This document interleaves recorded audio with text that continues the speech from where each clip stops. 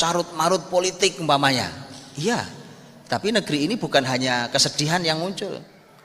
Muslimin di Indonesia umpamanya dengan keadaan yang lelah kita dengarnya umpamanya, yang kita dengar yang lelah-lelahnya, ya kan? Akhirnya kita merasa nih, ya Allah, ini zaman rusak bener Pak. Wah, ini luar biasa ya, subhanallah. Zaman ini masih jauh lebih baik dibandingkan zaman yang pernah dilalui oleh sebagian masa oleh muslimin. Ini untuk membangkitkan optimisme dulu. Karena kalau antum lelah, yang muncul pesimis. Kalau sampai putus asa, itu malah kerjaan orang kafir. Putus asa itu nggak ada di kamus orang beriman. Nah, maka saya tunjukkan contoh. Saya ceritakan sedikit saja, tapi antum nilai nanti. Apakah itu keadaan lebih baik zaman itu atau zaman Indonesia hari ini? Saya tunjukkan. Assalamualaikum warahmatullahi wabarakatuh. Ustadz, antum tadi bilang kalau sejarah itu pasti berulang. Mungkinkah dalam kehidupan sekarang ini di Indonesia terutama mungkin ada paparan sedikit atau ibroh yang bisa kita ambil dari sejarah masa lalu terkait kondisi sekarang? Terus yang kedua, motivasi apa kepada kita selaku thalabul ilmi untuk bersemangat mempelajari sejarah? Terkadang kita mungkin sekarang pulang kita bisa mempelajari sejarah, soalnya temanya sejarah. Mungkin beberapa hari mendatang kita akan merasa malas atau bagaimana supaya menjadikan istiqomah. Mungkin itu saja dari kami. Assalamualaikum warahmatullahi wabarakatuh. Assalamualaikum. Keadaan negeri ini hari ini keadaannya banyak. Mana yang mau dibicarakan? Mana yang mau dibicarakan? Keadaannya banyak negeri ini. Dan setiap keadaan kita bisa mengambil contoh di sejarah masa lalu, dari mulai masalahnya, analisa masalahnya sampai solusinya. Lengkap seperti itu, lengkap sis. Makanya umpamanya antum mau ambil contoh, ini contoh. Ini contoh karena antum tidak sebutkan mana yang antum tanyakan. Karena masalahnya banyak.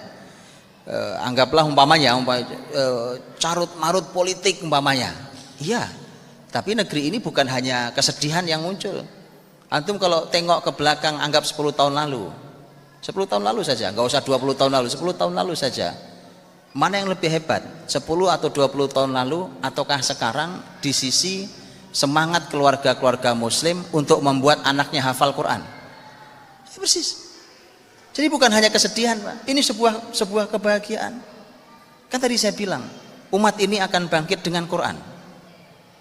Nah, makanya yang mana yang mau ditanyakan, kan begitu. Perekonomian umpamanya lain ceritanya, dan semua ada contohnya.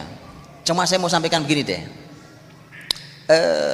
ketika bicara tentang anggaplah umpamanya, karena biasanya begini Pak, orang tuh kalau hidup dalam kesulitan dia merasa orang paling sengsara di muka bumi. Orang tuh kalau sedang sulit Pak, kayaknya orang paling sengsara di muka bumi, padahal masih begitu banyak orang yang lebih sengsara dari dia. Muslimin di Indonesia umpamanya dengan keadaan yang lelah kita dengarnya umpamanya, yang kita dengar yang lelah-lelahnya, ya kan? Akhirnya kita merasa nih, ya Allah, ini zaman rusak bener Pak. Wah, ini luar biasa ya, subhanallah. Zaman ini masih jauh lebih baik dibandingkan zaman yang pernah dilalui oleh sebagian masa oleh muslimin. Ini untuk membangkitkan optimisme dulu. Karena kalau antum lelah, yang muncul pesimis. Kalau sampai putus asa, itu malah kerjaan orang kafir. Putus asa itu nggak ada di kamus orang beriman. Nah, maka saya tunjukkan contoh. Saya ceritakan sedikit saja, tapi antum nilai nanti. Apakah itu keadaan lebih baik zaman itu atau zaman Indonesia hari ini? Saya tunjukkan. Tahun 1492 Masehi, abad 15 Hijriah. Salib besar terbuat dari perak disematkan, ditempel di istana Alhambra di Granada, sebagai sebuah tanda. Ini Ratu Isabella dengan suaminya, sebagai sebuah tanda bahwa negeri muslim terakhir yang dimiliki muslimin di Andalus, yaitu Granada, sudah jatuh di tangan negara Kristen. Terakhir tutup muslimin 1492 Masehi, tutup, selesai. Dari tahun ke tahun kebijakan kerajaan Kristen terhadap muslimin yang masih hidup di Andalus. Negara sudah nggak ada, muslimin sudah nggak punya sama sekali, tapi muslimin masih banyak hidup di situ. Luas wilayah Andalus, Spanyol, Portugal, Perancis bagian selatan, kepulauan Sisilia yang punya Italia sekarang, itu wilayah Andalus dulu. Masih banyak muslim. Makin hari makin payah, makin parah sekali, makin menekan muslimin kebijakannya. 1492 tutup. 1497 resmi seluruh masjid ditutup. Subhanallah, saya sholat di tempat yang nyaman sekali hari ini Pak. Jazakallahu khair, Masjid Nurul Huda Ustaz Ali. Nyaman bukan kita sholat di masjid? Apa masjid Kediri ditutup? Jangan. Resmi ditutup, tak boleh ada sama sekali masjid dibuka. Bahkan nanti antum bayangkan, ada kebijakan muslimin tidak boleh mandi. Kebijakan aneh kan? Pernah antum dengar kebijakan aneh itu? Kenapa mereka lakukan kebijakan itu? Mereka tahu persis muslimin kalau sholat harus wudu. Mereka tahu persis kalau mereka harus mandi, mereka wajib mandi mereka. Kalau sholat tidak sah tanpa toharoh. Lihat mereka itu betapa jahatnya. Sampai ada ketahuan satu muslim nyimpan mushaf Quran, diseret ke lapangan, digantung, dibakar hidup-hidup. Nyimpan mushaf Quran Pak. Mau dilanjutkan apa enggak nih? Oke, simpulkan sekarang mana yang lebih baik. Itu belajarlah sejarah dan seterusnya. Jadi muslimin pernah mengalami masa yang sangat buruk, tapi subhanallah muslimin hadir dan selalu datang pertolongan Allah Subhanahu wa taala untuk menyelamatkan muslimin dan seterusnya ya.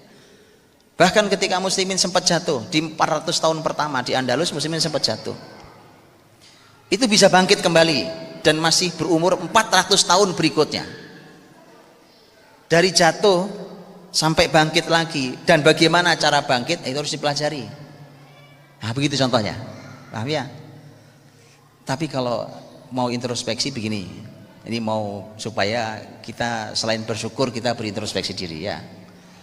Ini kemarin waktu saya di Malang, di seminar Malang ditanyakan juga.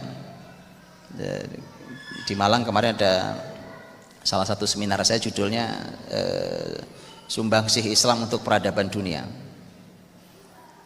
Materinya cukup panjang. Ada yang bertanya juga tentang kurang lebih seperti ini. Kemudian tentang bagaimana muslimin di Indonesia dengan keadaan negeri seperti ini, kepemimpinan yang seperti ini. Saya bilang dengan semua cinta saya kepada para ahli ilmu hari ini, dengan semua penghormatan saya, pengakuan saya pada para ahli ilmu hari ini. Tapi kalau kita mau bersyukur, kita bersyukur. Tapi kalau kita mau introspeksi, yuk kita introspeksi diri, kita ngoreksi diri sendiri. Gimana caranya? Saya ceritakan sebuah kisah zaman. Lihat bagaimana sejarah menjawab.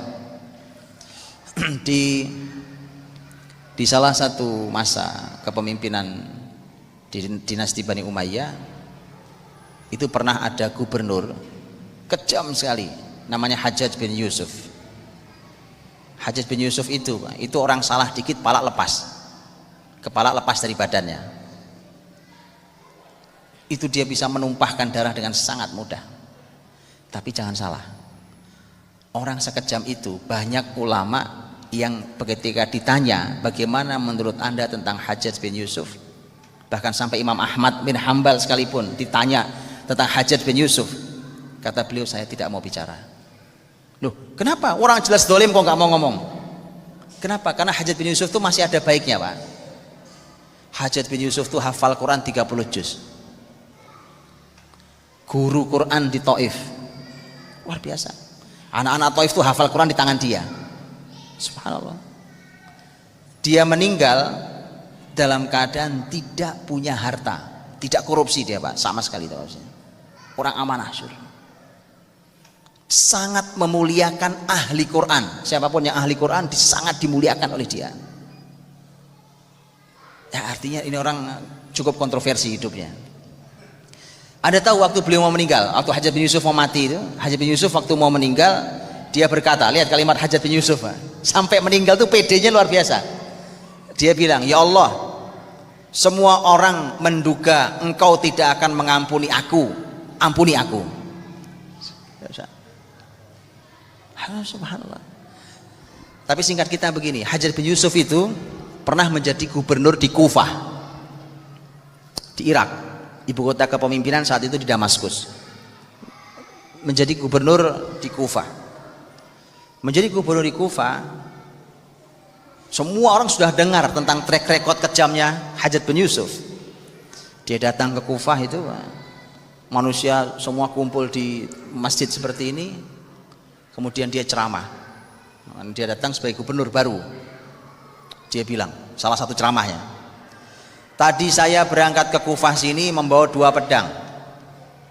Yang satu pedang kasih sayang, yang satu pedang hukuman. Pedang kasih sayang saya sudah jatuh di tengah jalan, saya tidak tahu kemana. Yang tersisa hanya pedang hukuman untuk kalian. Wallahi Pak, ada gubernur kalimat sambutannya begitu. Bahkan dia bilang, lihat dia bilang, inni ra'aitu ru'usan qad ainaat laqad hana qitafuha. Saya melihat kepala-kepala sudah masak, sudah ranum seperti buah dan siap untuk dipetik. Aku pernah jumpai orang kayak gitu. Baik, tapi teman-teman lihat kalimat para ahli sejarah. Apa kalimat ahli sejarah?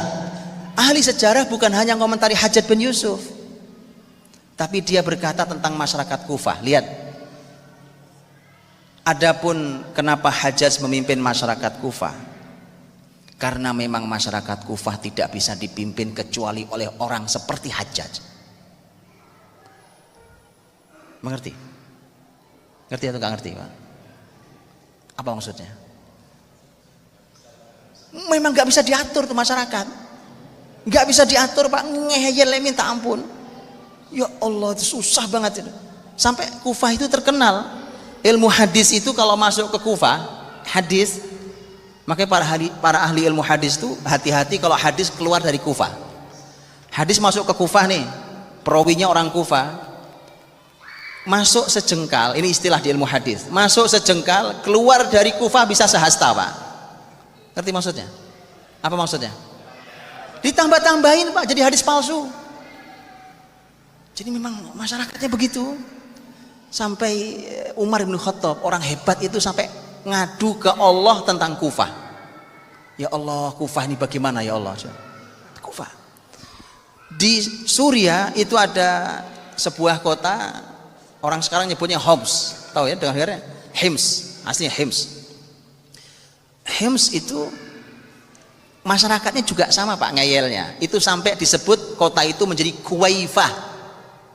Itu Kuwaifah artinya Kufah kecil.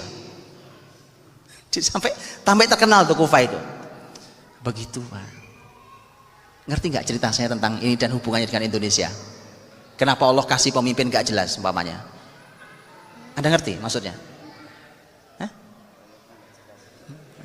Silahkan dipikir sendiri. Itu saja.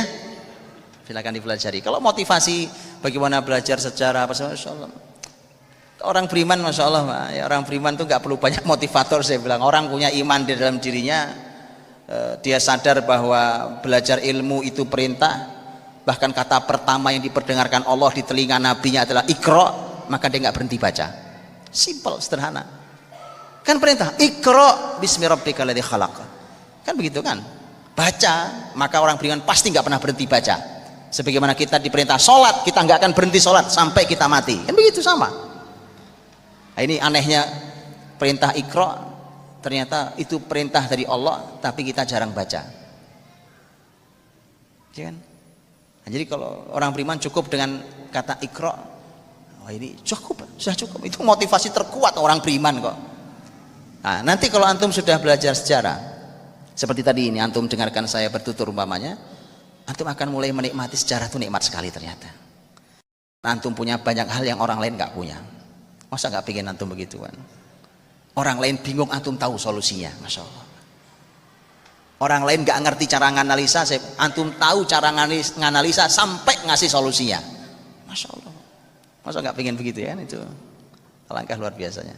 Wallahu a'lam bishawab.